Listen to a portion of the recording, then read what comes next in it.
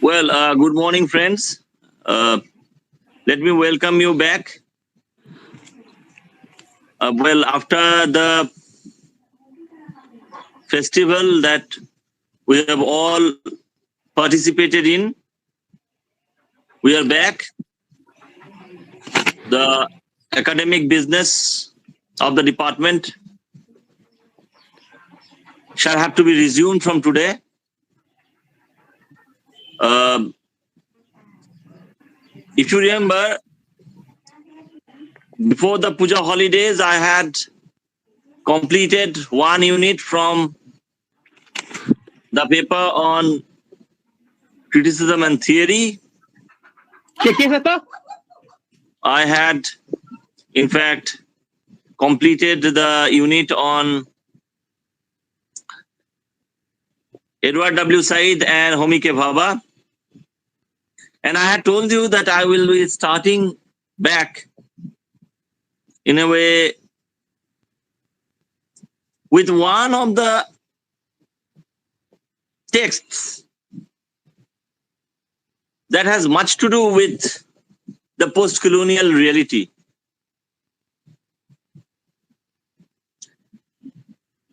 And this is where we would like to begin today. Yes, the text that I have in mind is The Lonely Londoners, published in 1956, written by the West Indian writer Sam Selvon. Now, Sam Selvon or Samuel Dixon Selvon was a writer of East Indian or Indian extraction. Now, he was born on May 20 to 1923 and died. He was born in Trinidad. Trinidad, is one of the islands that actually compose the West Indies, the Caribbean islands.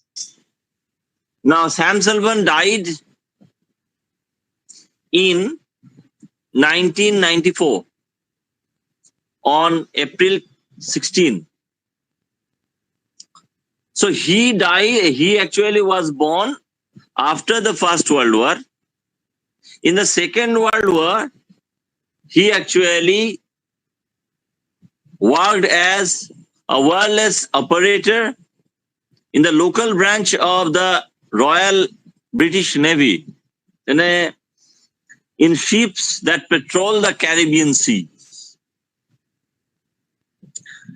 Now, he was an educated chap.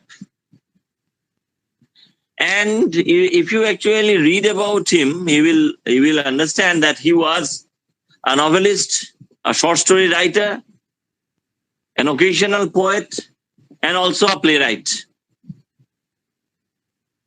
He was a writer of international repute. Now, in 1950, he went to London. As I was hopping back on his education, I would like to point out this, that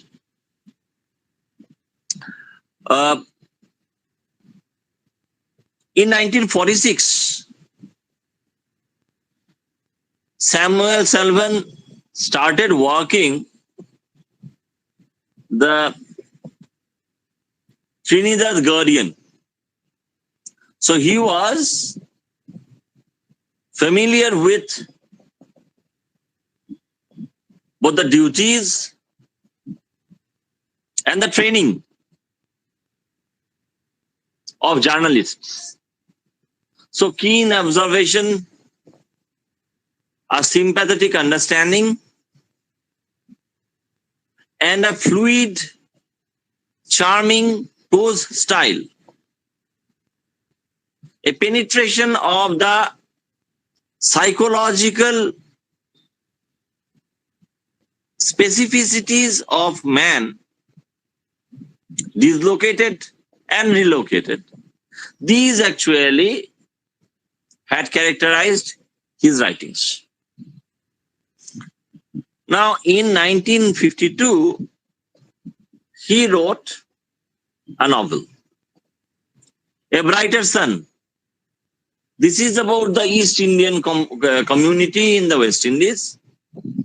I will come back to them, why they were there. Now, its sequel was published in 1958 and it was called Turn Again Tiger. Now, these two novels were about a central East Indian character who has to negotiate and navigate his way with the dislocated and deterritorialized East Indian community in the West Indies. In 1956, he wrote The Lonely Londoners. Look at the title, The Lonely Londoners. London is a metropolis. It's a vast city. It's a large city, a metropolitan center. And London has cultural significance that goes beyond the merely contemporary value of this particular or significance or importance of this place. Because it was the center of British colonial and imperial activities for more than 2 centuries, or 3 centuries to be precise,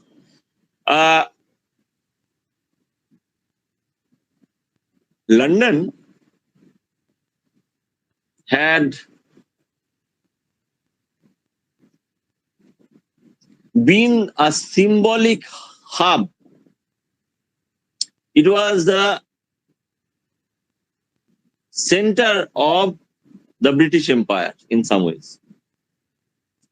Now, why should someone be lonely in London? Just as it is virtually unheard of to carry coal to Newcastle because Newcastle is a coal producing area. Similarly, to be lonely in London is apparently very, very difficult because it's a metropolitan center. But actually, here lies the twist in Sam Sullivan's tale, you know.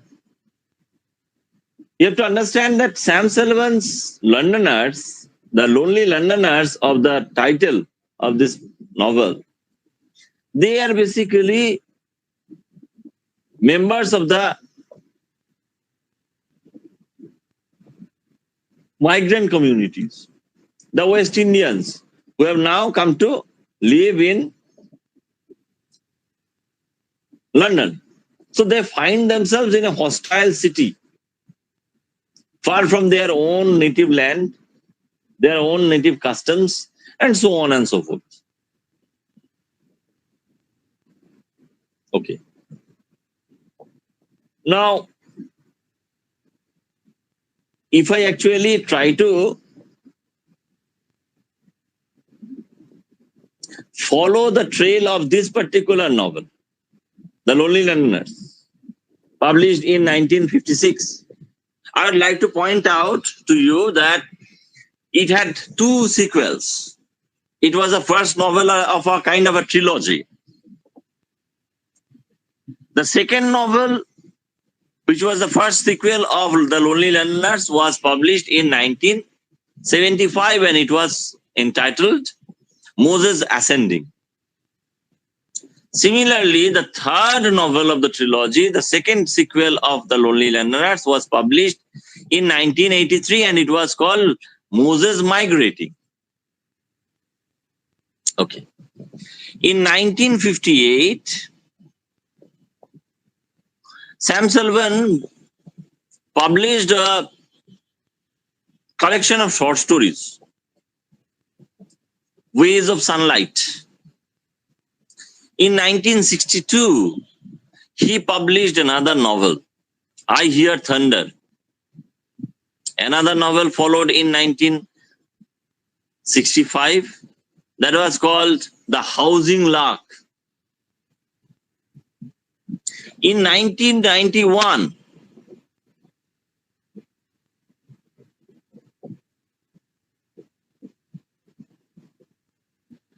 when he was already an old man, Samuel Servan published a collection of plays called Highway in the Sun. Now, along with people like George Lemming and V.S. Naipaul, and earlier Jean Rhys. Now, Sam Selvon became very popular as a diasporic writer, as a post-colonial writer. And he, along with the writers named before, namely,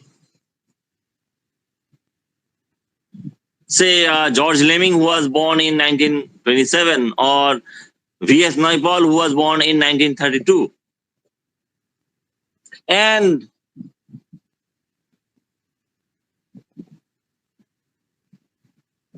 quite senior to him, that is quite senior to Selvon. In 1890, Jean Rhys was born. Now, in the 1950s, these West Indian writers came into prominence. Now, I am going to talk about certain other things that you must remember. You guys know all about the institution of slavery, yes? Do you remember the slavery as the institution, how people from places like, say, Africa, the various coasts of Africa, they were brought as slaves to countries in Europe and America to work as slaves? You all know about that. In the 1830s, slavery became out of date. To buy and sell people, to consider them as your chattels, this was not something very palatable for the apparently high-minded Europeans. So, slavery was frowned upon, looked down upon. Excuse me. But when slavery was made consigned to the dusty shelves of a library, to the torn pages of history, the necessity for cheap labor did not diminish. So, the British, and to some extent even the French, we are now considering the British, the British Empire. They actually took away people from India under agreement as bonded laborers. They were called indentured laborers. These indentured laborers, whom people used to call girmitiyas, because they had signed or apparently signed an agreement to work for a particular period of time in the plantations kept by the British throughout the length and breadth of the British Empire, especially in the in Africa, in the Caribbean, in the South Sea Islands,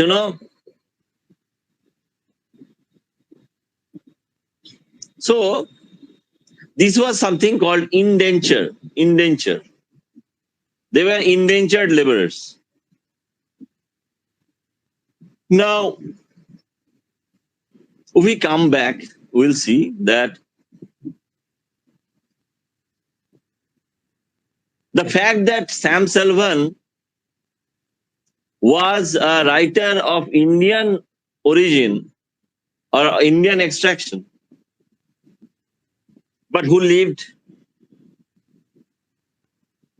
in the first part of his life exclusively, and in the second part of his life, even from time to time, in the West Indies.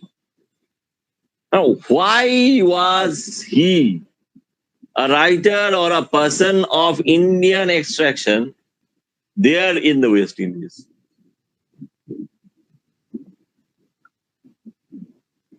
Because of this custom of indentured laborers. You have to understand. Similarly, why was he in London in 1950?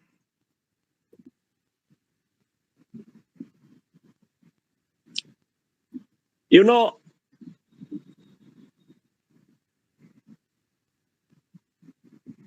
immediately before the independence or after even in the independence of the erstwhile British colonies, the residents of those colonies had to be given a chance to settle down in England because they had been, up till that time, British subjects. And that's why people like George Lemming, people like V.S. Naipaul, and obviously, not to forget, Sam Sullivan. They were there in the British Isles, in the Albion shores.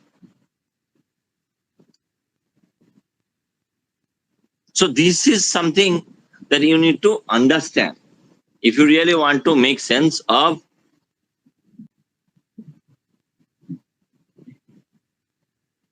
both Sam Sullivan, the writer, and Sam Sullivan, the person. This is something we need to understand. And what about the people that the figures that he was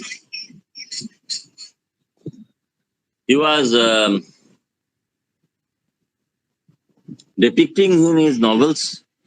Some of them were East Indians, that means of Indian origin, and some of them, just as in The Lonely Letters, they were basically Caribbean men from the erstwhile colonies who had settled down or were trying to settle down in the British Isles.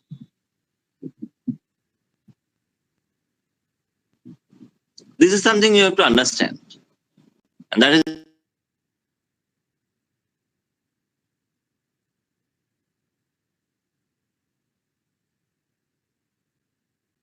is, I am going to deal with the texts. In the meantime, I will tell you to collect the previous year's questions, not only from the immediate senior batch, but also from the previous batch of students. Okay, I think my discussion is at an end now. And I will invite questions and comments. If you have any doubts, we can now resort to a doubt clearance session. So this doubt clearing is something that I take very seriously, and you can also think about asking relevant questions or making relevant observations.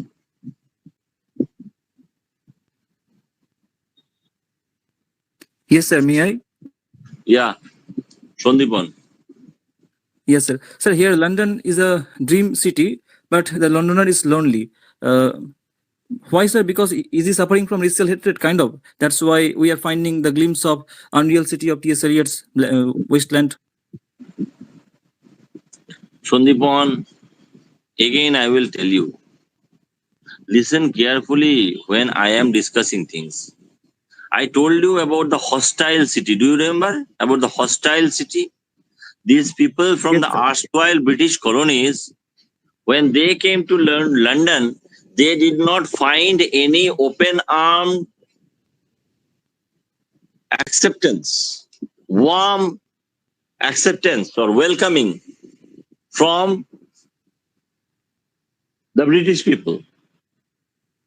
These were migrants. So they were racially different and financially poor. So in an urban center like London,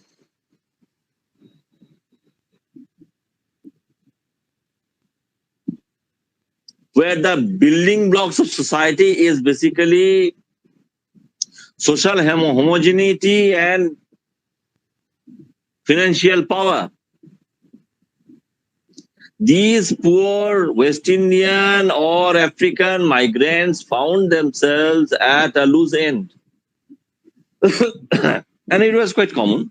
It was quite obvious and natural as well in some ways. Any other question?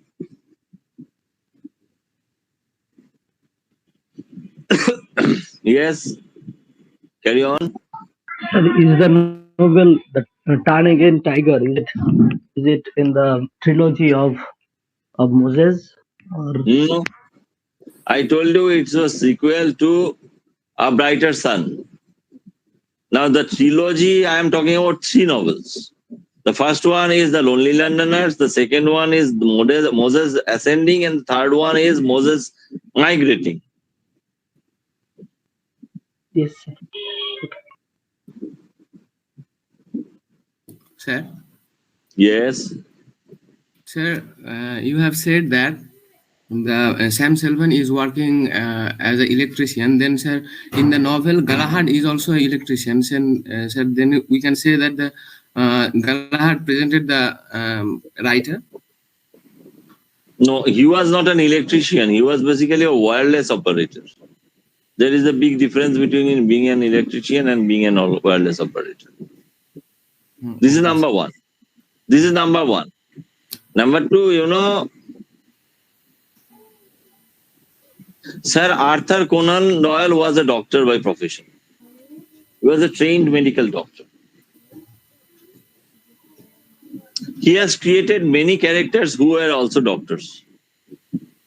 So isn't it rather simplistic to equate any character in one of his novels who happens to share the same profession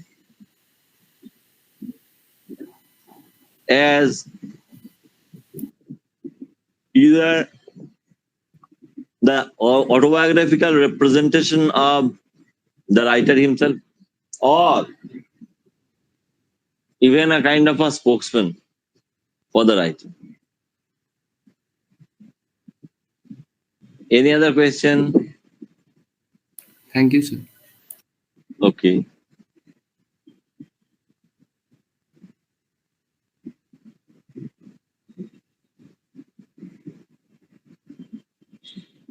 Are there any other questions, my dear friends? If there are none, I will request our friend Samim Siddiq to close the meeting and remove me from it. Okay, sir.